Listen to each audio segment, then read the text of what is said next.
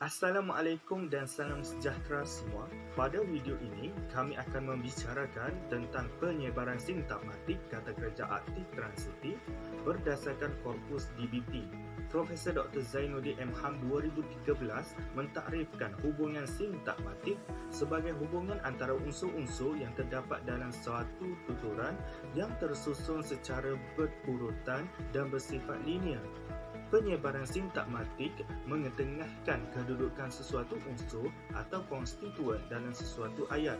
Dalam video ini, kami akan mengetengahkan penyebaran sintakmatik bagi kata kerja aktif transitif.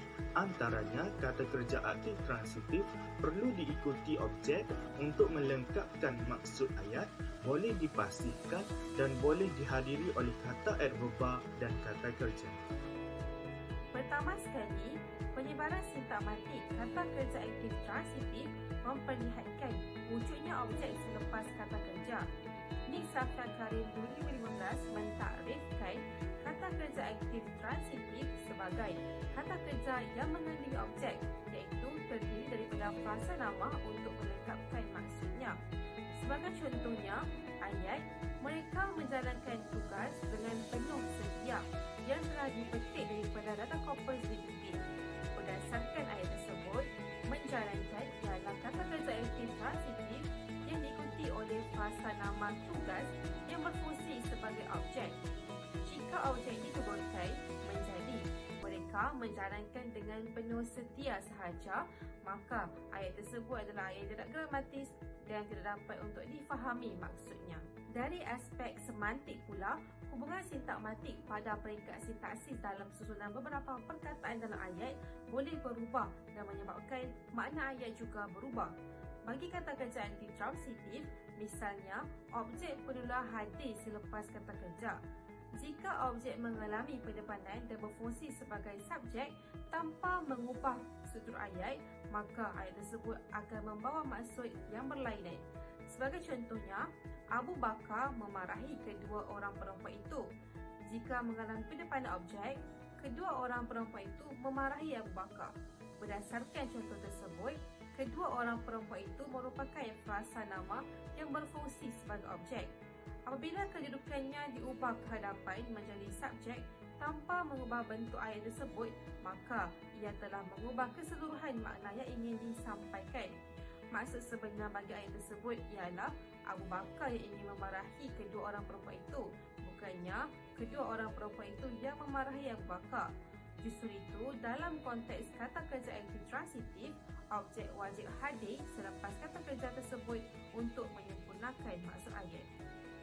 Penyebaran sintakmatik kata kerja aktif transitif yang seterusnya ialah kata kerja aktif transitif boleh dipasifkan dalam ayat. Berikut merupakan contoh ayat kata kerja aktif transitif mengikut korpus DBP. Contoh yang pertama ialah Pak Cu Cela sempat menangkap kaki ayah. Pak Cu Cela merupakan subjek iaitu pembuat, menangkap ialah kata kerja aktif transitif dan kaki ayah ialah sebagai penyambut iaitu atau objek. Berdasarkan ayat aktif tersebut, jelas menunjukkan bahawa apabila objek dipindahkan ke hadapan, ayat itu telah bertukar maksud menjadi kaki ayah sempat menangkap Pak Cu Cela. Jadi, untuk mengekalkan maksud ayat seperti asal, ayat ini perlu dipasifkan menjadi kaki ayah sempat ditangkap oleh Pak Cu Cela. Contoh ayat yang kedua ialah Zahar membaiki tebing kolam ikannya. Zahar merupakan subjek atau pembuat, membaiki ialah kata kerja aktif transitif dan kolam ikannya sebagai penyambut atau objek. Berdasarkan ayat tersebut, jelas menunjukkan bahawa apabila objek diletakkan di hadapan, ayat ini tidak akan mempunyai maksud dan menjadi tidak gramatis. Oleh yang demikian, pembentukan ayat tersebut menjadi tebing kolam ikannya Zahar membaiki. Jadi, untuk mengekalkan maksud ayat seperti asal, ayat ini perlu dipasifkan menjadi tebing kolam ikan Zahar telah dibaiki olehnya. Penyebaran sintakmatik kata kerja aktif transitif yang terakhir adalah kata adverba yang boleh hadir dengan kata kerja dalam frasa kerja aktif transitif. Hal ini dapat dijelaskan melalui contoh, aku mengayuh basikal laju-laju ke rumah nenek, yang dipetik daripada data korpus DBP berdasarkan novel remaja Rio Emas, nukilan Minah Mukhtar. Berdasarkan ayat tersebut, kata adverba laju-laju merupakan inti frasa adverba yang memberikan maklumat tambahan dalam frasa kerja aktif transitif.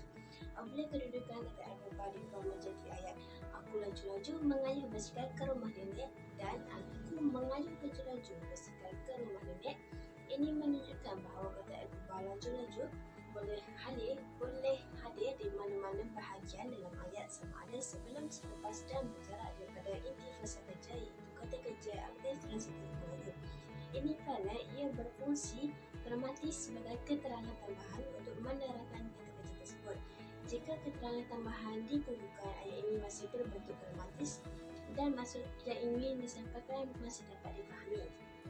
Pendek kata, penyebaran sintakmatik kata kerja aktif transitif berlaku dalam 3 kedudukan, iaitu kata kerja aktif transitif perlu diikuti oleh objek untuk melengkapkan ayat. Jika objek digunakan, maka ayat tersebut tidak gramatis dan tidak dapat difahami. Kedua adalah kata kerja aktif transitif boleh dibasarkan dan yang terakhir adalah kata adverba yang boleh hadir dengan kata kerja.